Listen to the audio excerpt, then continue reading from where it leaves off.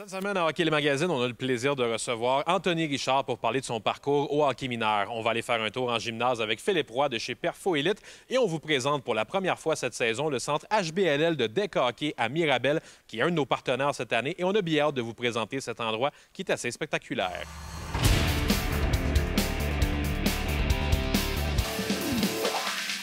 Hockey le Magazine vous est présenté par le Trio Hockey, Sport Rousseau, Hockey Expert et l'Entrepôt du Hockey.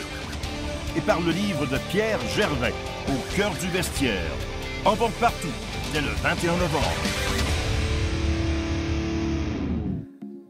Et pour découvrir justement le centre HBLL deck hockey à Mirabel, pourquoi pas s'entretenir avec le propriétaire Dominique Dulmen qui est avec nous aujourd'hui. Merci Dominique d'être là. Merci Jasmin, gentil de me recevoir. Dominique, j'ai découvert votre centre au cours des dernières minutes en arrivant ici avant qu'on fasse l'entrevue. C'est un magnifique endroit. Parle-moi de l'endroit et comment ça a été créé, cette place-là. Si je ne me trompe pas, ça remonte à 2019, même si à la base, l'idée était quelques années auparavant. Oui, bien définitivement, exactement. C'est qu'on a mis ça en place ici en 2016. On est dans cette nouvelle bâtisse-là depuis 2019. La pandémie nous a joué des tours, nous a fait mal un tout petit peu, mais tout ça étant dit, c'est que oui, nous avons un centre de 30 000 pieds carrés avec 2 surfaces intérieures. Nous avons aussi 2 surfaces extérieures. Fait qu'au final, on a 4 surfaces totales pour répondre aux besoins. Nous avons vestiaires, nous avons 8 vestiaires pour nos équipes, le avant et le après, et pour la petite douche qui est toujours agréable. Terrasse, télévision un peu partout, écran géant, on a service de bar, on peut grignoter aussi à la fin, à la fois, puis à la fin d'une partie. Puis bien s'amuser en prenant une petite bière festive là, après chaque partie, même après une défaite. C'est que le sourire revient après ça. Est-ce que c'est comme ça que le centre avait été imaginé avec tous les services que vous avez maintenant ou au fil du temps, on a ajouté des choses? Qu'est-ce qui était le projet et la grande idée à la base? Bien, le projet, c'était ça. C'était de répondre à un besoin qui était criant. On voulait absolument... Mais tu sais, nous, on est vraiment concentration 4 contre 4. Il y a beaucoup de centres à travers le Québec, c'est beaucoup accentué sur le 3 contre 3. On n'est pas un des seuls, mais il y en a plus ou moins sur la Rive-Nord, tout ça pour dire que le 4 contre 4 est très populaire. Bon, oui, au départ, c'était ça qu'on visait exactement, une belle installation à la fine pointe qui répond, comme on disait tantôt, à la demande. Puis jusqu'à preuve du contrat, tu sais, c'est ultra rempli ici. On a la chance de refuser des équipes, fait que c'est pour nous... Victime de votre succès? Oui, un tout petit peu, exactement. Fait que c'est mission accomplie pour nous. Donc, encore une fois, c'est que on l'avait imaginé comme ça. C'est un centre quand même qui a été construit sur mesure pour le deck hockey. On a cette chance-là. Souvent, tu sais, dans des belles bâtisses comme celle-là, c'est mélangé un peu de poutre, mais ici, c'est vraiment sur mesure pour le deck hockey.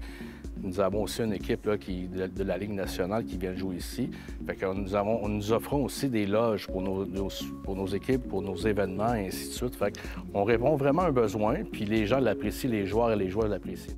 On en parle justement de l'équipe professionnelle. Ça frappe un peu quand même l'imaginaire. Je vous avoue que je n'étais pas nécessairement tant que ça au courant de toute la ligue professionnelle qu'il peut y avoir de deck hockey, mais il y en a une au Québec et vous avez une équipe ici à Mirabel. Définitivement. Et écoutez, le hockey étant très populaire, et puis maintenant, nous avons la chance d'avoir une ligue professionnelle. Il y a 12 concessions à travers le Québec. Puis nous sommes propriétaires d'une concession qui s'appelle les Hawks de Mirabel. Les joueurs sont rémunérés pour jouer. Et puis, la communauté derrière l'équipe aussi, si je me trompe pas. Absolument. Les joueurs, les tout petits s'identifient beaucoup aux Hawks de Mirabel. Ça fait partie un tout petit peu de leur rêve un jour de pouvoir venir jouer pour les Hawks de Mirabel. C'est de toute beauté voir ça, honnêtement. Et puis, ça continue de grandir. Puis, soir de match, écoutez, on reçoit en moyenne entre 7 et 800 personnes, spectateurs qui viennent regarder une game de deck hockey ou de hockey-ball. Ça doit faire une super belle ambiance dans le centre. C'est assez surprenant. Ouais. Et puis, puis les joueurs l'apprécient. Les joueurs des Hawks l'apprécient énormément. Ils se sentent vraiment à la maison. Ils se sentent appréciés. Souvent, après des parties, une signature autographe. C'est vraiment surprenant l'évolution de ce sport-là. On fait cette entrevue-là à peine quelques jours, quelques heures avant Noël. S'il y a des gens qui découvrent un petit peu, non seulement votre centre, mais le deck hockey, c'est un sport qui se pratique facilement aussi parfois quand tu es en congé comme ça, ne serait-ce que quelques semaines, quelques jours, de pouvoir venir essayer aussi puis de pouvoir se créer un cercle social avec les équipes de deck hockey que vous avez ici? Bien, c'est ça, certainement. C'est un sport qui est tellement facile à pratiquer. Qui aurait dit un jour d'avoir la chance de venir jouer avec soit son conjoint ou sa conjointe, sa copine au deck hockey? C'est ça qui fait en sorte que ça crée vraiment un gros engouement. Tu viens pratiquer un sport qui est le hockey, qui est très populaire au Québec, on va se le dire. Et puis, avoir la chance de venir jouer avec ceux qu'on aime, tout simplement, même avec nos enfants. On a beaucoup de locations qu'on fait aussi, beaucoup de corporatifs aussi avec les entreprises, ce qu'on appelle le team building, que justement des collègues de travail viennent jouer au deck hockey. C'est un sport facile à pratiquer. Peu d'équipement, l'essentiel, casque avec grille certainement pour les yeux. Ça, les gants, les protèges tibia ou les pads qu'on appelle. Mais c'est... ça reste abordable quand même. C'est très abordable. Et puis, tu sais, le coût, c'est ça, le coût pour un équipement versus... Ça vient toujours, on fait toujours un petit peu la comparaison avec la glace, mais on ne veut pas se comparer, mais au final, on n'a pas le choix. Mais c'est que c'est très abordable de jouer au deck hockey. Puis c'est encore une des raisons pourquoi le deck hockey est très populaire à tous les niveaux. On a beaucoup d'équipes de mix. On a peut-être pour notre saison qui est en cours présentement, nous avons environ 80 équipes de mix qui comprend 4 filles et 4 gars par équipe, qui est très populaire. Nous avons beaucoup de femmes qui jouent au deck hockey maintenant, très populaire. Nous avons probablement une 60aine d'équipes de femmes qui jouent à l'heure qu'on se parle. Puis c'est sans compter les hommes qui sont là depuis des années, qui ont toujours suivi le deck hockey et qui sont encore omniprésents. Je vais vous parler de la communauté en terminant que vous avez avec le deck hockey. Il y a des centres comme ici, mais il y en a également ailleurs au Québec. Vous me parlez d'un centre également à Mauricie qui est très populaire aussi, mais de manière générale, je pense que la communauté du deck, on le sait, c'est une communauté qui se tient beaucoup, qui se suit d'événement en événement. C'est le fun de voir ça aussi, de voir les gars, justement, oui, s'amuser sur la surface, mais avoir du plaisir aussi ensemble en général. Bien, définitivement, c'est ça. Je vous dirais qu'à pratiquement tous les week-ends, il y a un tournoi quelque part au Québec qui se joue. Et puis, écoutez, si c'est pas ici, ça peut être à Québec, ça peut être à Trois-Rivières, ça peut être à Drummondville, nommez-les tous, Sherbrooke. La communauté se suit. Si c'est pas ici, il va aller jouer dans une des villes que j'ai mentionnées. Au final, mais c'est tout pratiquement le même monde qui se voit d'une ville à l'autre, qui finissent par jouer ensemble à un moment donné et puis qui se côtoient à l'année. Et puis, à un moment donné, mais ça fait en sorte que les gens sont contents, les gens sont de bonne humeur, et puis les gens finissent par avoir beaucoup de plaisir à jouer, à pratiquer ce sport-là. Une petite dernière en terminant. 2023-2024, qu'est-ce qui sont les grands projets qu'on a? Quels sont les axes de développement qu'on a ici? Bien, le côté développement, c'est certain qu'on vise, un nouveau marché, définitivement, mais c'est certain que, tu sais, on continue le travail, on vise à aller chercher encore des nouvelles adeptes pour le deck hockey. C'est certain qu'on a du deck junior ici qui est ultra populaire, c'est certain. Nous avons eu la chance l'été passé, 2022, d'avoir 1000 membres de deck junior qui jouent au deck hockey. Fait que encore une fois, c'est de toute beauté voir ça aller. Et puis, ce que nous donnons à nos équipes de fin d'année, c'est le championnat HBLL. C'est avec ça qu'on termine notre saison pour déterminer les champions et les championnes de chaque catégorie. Et puis, on finalise notre saison avec ça. Justement, le côté deck hockey junior sera au cœur de la prochaine chronique qu'on va avoir sur deck hockey HBLL à Mirabel. Merci beaucoup, Dominique, d'avoir été là. Joyeuse fête à vos membres aussi. Oui, bien merci, définitivement.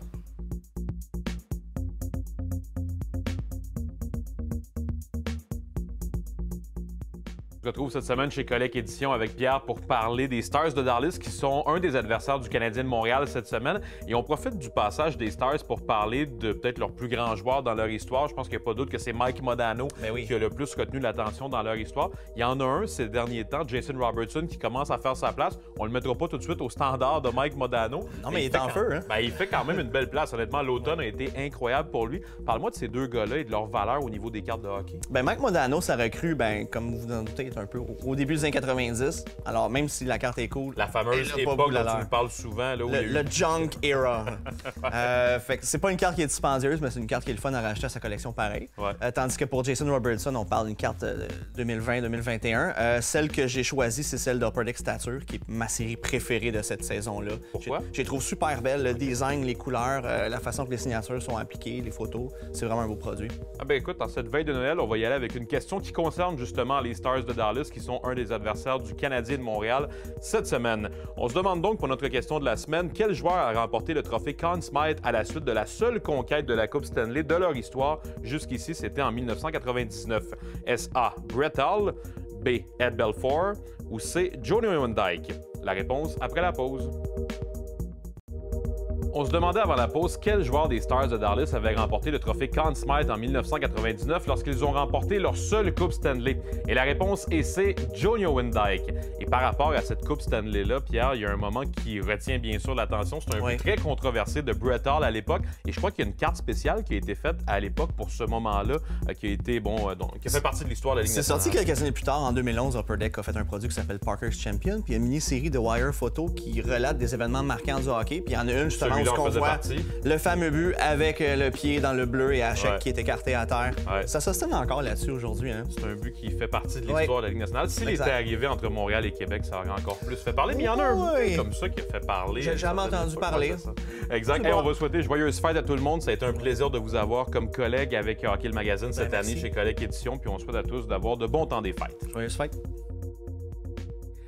On est de retour cette semaine avec Philippe Roy de Perfo Élite. On a parlé la semaine dernière du lancer, qui était déjà un sujet assez vaste. Cette semaine, on se tourne vers la vitesse. Et ça aussi, il y a beaucoup de choses à parler de ce côté-là. De manière générale, Philippe, comment tu travailles ça, la vitesse dans un gymnase? Parce que c'est un aspect évidemment extrêmement important au hockey. Exact. Il y a vraiment deux facteurs que je travaille beaucoup quand je veux développer de la vitesse avec des athlètes.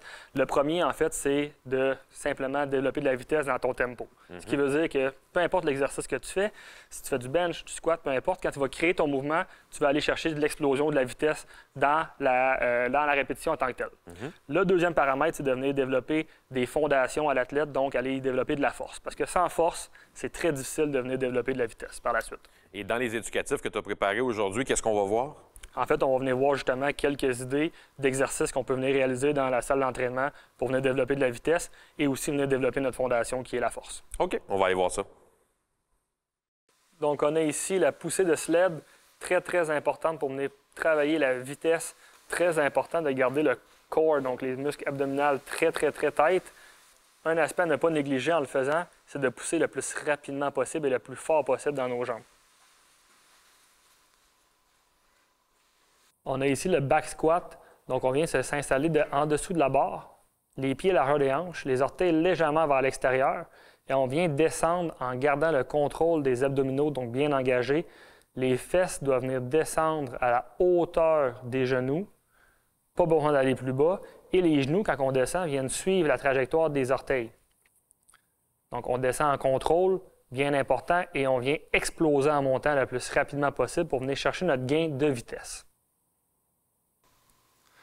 Donc, on voit ici, bien important, au niveau de la tête et le cou, qui viennent garder la même trajectoire que le tronc.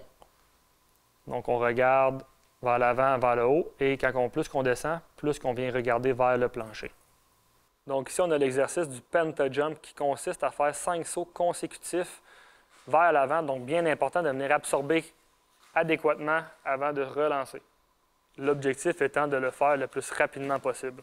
Philippe, on vient de voir certains éducatifs au niveau de la vitesse, mais je suppose que de manière générale, c'est quelque chose qu'il faut toujours travailler d'une manière ou d'une autre dans son rythme d'entraînement puis dans sa routine d'entraînement pour les jeunes? Exactement. Le hockey est un sport qui est de plus en plus rapide. On le voit avec Connor McDavid. Donc, dans les dernières années, on voit que le sport devient de plus en plus rapide, tant sur la glace, au niveau du patinage, mais aussi au niveau de l'exécution.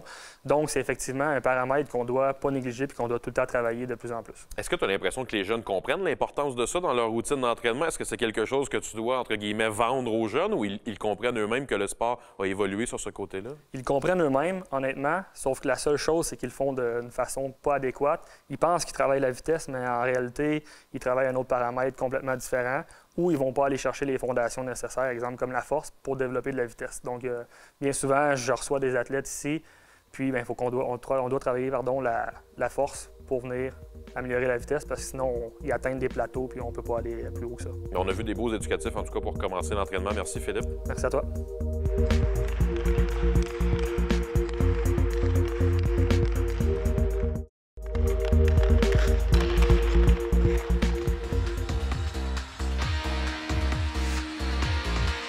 Cette chronique équipement vous est présentée par le Trio Hockey, Sport Rousseau, Hockey Expert et l'entrepôt du hockey.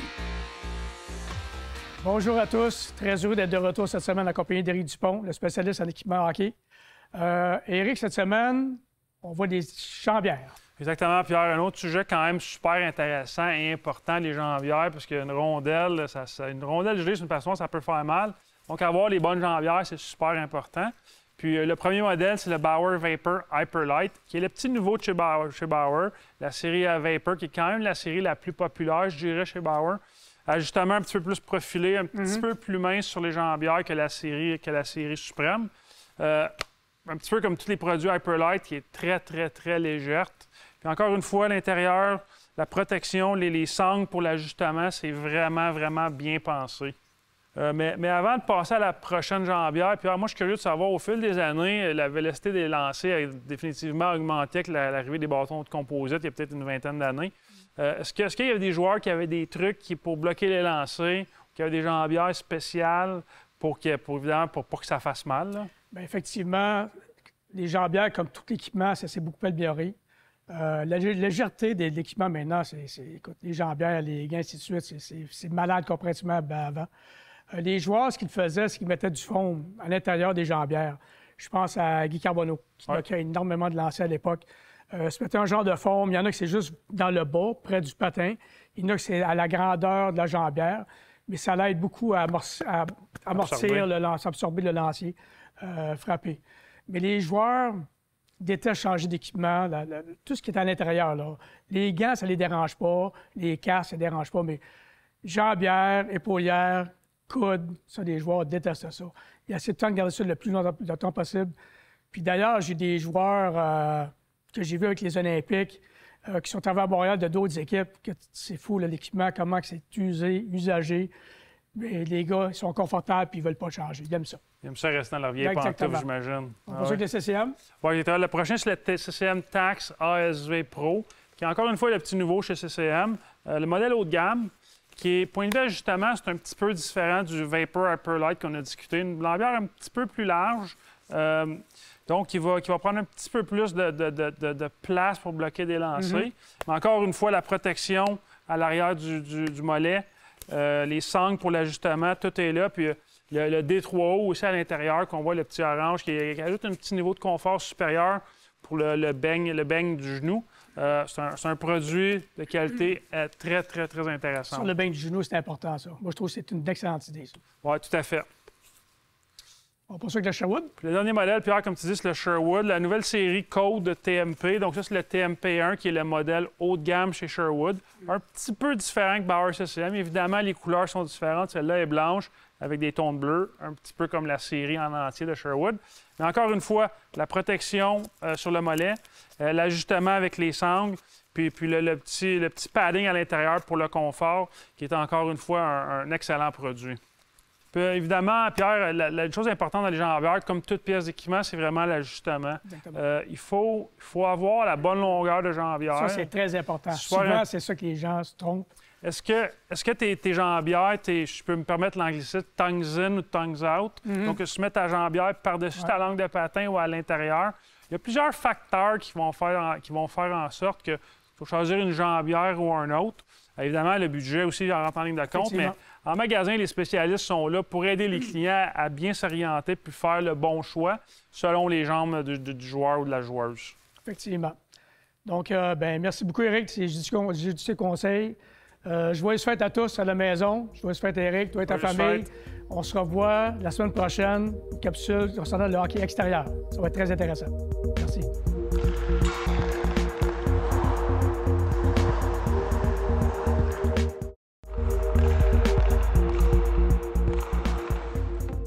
On a le plaisir cette semaine pour notre segment Parcours vers le hockey mineur de recevoir l'attaquant du Rocket de Laval, Anthony Richard. Anthony, tu es un gars de la Mauricie, Cap-de-la-Madeleine, particulièrement pas loin de Trois-Rivières. Comment ça a commencé pour toi le hockey? Est-ce que ça a commencé à 5 ans, un peu comme tous les autres, ou tu avais commencé déjà plus jeune? J'ai commencé très tôt. Je suis quelqu'un qui... souvenez de mes parents, j'ai commencé à marcher très tôt, à l'âge de 8 mois. J'ai déjà mes premiers pas. Donc, à 1 an et demi environ, avec mon père, mon frère, qui est plus grand, on allait à la patinoire, puis j'ai commencé à patiner comme ça. J'ai commencé avec l'amour du hockey en regardant mon plus grand frère qui a 6 ans de différence avec moi. Puis c'est vraiment comme ça que la passion est arrivée. Puis le niveau mag aussi, c'est commencer à patiner. Puis l'aisance dès le départ de mon coup de patin qui a fait que j'ai monté rapidement les échelons. Puis c'est vraiment les meilleurs souvenirs que j'ai, c'est commencer à patiner, puis le novice, puis toutes ces catégories-là. Quand tu repenses à tes années dans le Pee-Wee, Bantam, Midget, je pense qu'il y a une saison en particulier que tu as vécue au niveau Bantam qui t'est restée en mémoire puis qui a été peut-être une des plus marquantes de ta vie. Ouais, l'année Bantam 2A, ma première année, on avait une excellente équipe, puis comme je disais, on n'est pas reconnu à Trois-Rivières pour avoir des équipes gagnantes de la Coupe Dodge. On a souvent des bonnes équipes, mais on a de la misère à se classer au niveau provincial avec les équipes de Montréal, les équipes de Québec qui ont des plus gros bassins. Puis cette saison-là, on s'est vraiment démarqué à la Coupe Dodge. On a réussi à se rendre en finale, puis on a remporté la Coupe Dodge Bantam 2 à ma première année. Puis ça a vraiment été des souvenirs marquants, une belle année. Puis ça a vraiment aidé à mon développement. Puis c'est vraiment des beaux souvenirs que je me souviens encore aujourd'hui. À travers ces années-là, dans le Bantam, est-ce qu'il y a un entraîneur en particulier qui t'est resté plus en tête puis qui a peut-être particulièrement aidé à faire le joueur que tu es aujourd'hui? Kevin Desrochers, mon entraîneur Bantam 2A, qui a été l'année marquante pour moi au développement. Puis au niveau personnel aussi, j'ai sauté une année Pee-Wee 2A avec le changement d'âge de Hockey Québec. Donc, de faire l'équipe à ma première année Bantam 2A avec un plus petit gabarit, avec des joueurs qui étaient 2 ans plus âgés que moi. C'est un entraîneur qui m'a fait confiance dès la première instant. Il me connaissait depuis longtemps, puis il m'a vraiment aidé à mon développement en sport-études. Avoir un entraîneur que tu peux travailler avec chaque jour sur la glace, qui connaît tes habiletés, ça fait une grande différence. Puis il y a une des grandes raisons pourquoi je me suis rendu pro, c'est l'année Bantam 2A, mon développement, puis m'avoir vraiment fait confiance dans mes qualités. Ton parcours, évidemment, a bien évolué. Tu es rendu un hockeyeur professionnel. Qu'est-ce qui te manque le plus, peut-être, des années où tu avais 13-14 ans? Est-ce que c'était les tournois de mi-saison, les soupers d'équipe sur la route, la camaraderie avec tes amis? Qu'est-ce qui te revient le plus en tête? Bien, le hockey professionnel ressemble beaucoup au sport-études, mais j'adorais le sport-études, le mix d'être avec nos amis le matin à l'école, de décrocher un peu du hockey. Puis l'après-midi, on avait notre pratique. Puis on faisait souvent des jeux en dehors de l'école. Le hockey cossum, on jouait au tennis, on jouait au football dehors. Donc c'était comme vraiment le mode de vie du sport-études que j'adorais. Pour un jeune de 12, 13, 14 ans, quand tu arrives au secondaire, de pouvoir pratiquer plusieurs sports puis être dans une équipe élite. On était toujours les mêmes 20 gars ensemble. C'est quelque chose que j'ai vraiment, vraiment apprécié. En terminant, Anthony, quand tu retournes en Mauricie puis tu reparles des fois avec des jeunes qui jouent présentement dans la catégorie dont tu parles, qu'est-ce que tu leur dis le plus? Bien, c'est vraiment d'apprécier le moment. Moi, je me souviens encore de mes moments, mes 5 années au secondaire. Ça a vraiment été des années marquantes dans ma carrière puis dans ma vie aussi. J'ai beaucoup d'amis qui sont de ces années-là. Puis c'est vraiment, selon moi, c'est les plus belles années. Là, le Pee-Wee Bantam, un peu de naïveté là, quand que tu joues au hockey. Tu sais pas si ça va aller plus loin, mais tu fais juste apprécier le moment avec tes amis, des tournois, comme tu dis, les Coupes Dodge, les championnats, les défaites. Fait que c'est vraiment, comme je dis, un peu de naïveté de pas savoir ce qui va arriver après. Fait que tu fais juste t'amuser. Je pense que c'était vraiment ça le plus beau moment. Là. Merci pour les souvenirs, Anthony. C'est super apprécié. Puis bonne saison avec le Rocket. Merci beaucoup. Merci beaucoup d'avoir été avec nous encore une fois cette semaine à Hockey le Magazine. La semaine prochaine, Hendrix Lapierre sera notre invité pour parler de son parcours au hockey mineur. Et Chantal Maccabé, également vice-présidente aux communications du Canadien, reviendra sur l'année 2022 complètement folle qu'elle a connue. À la semaine prochaine pour la dernière émission de l'année 2022. Hockey le Magazine vous a été présenté par le Trio Hockey, Sport Rousseau, Hockey Expert et l'Entrepôt du Hockey. Et par le livre de Pierre Gervais, Au cœur du vestiaire. En vente partout.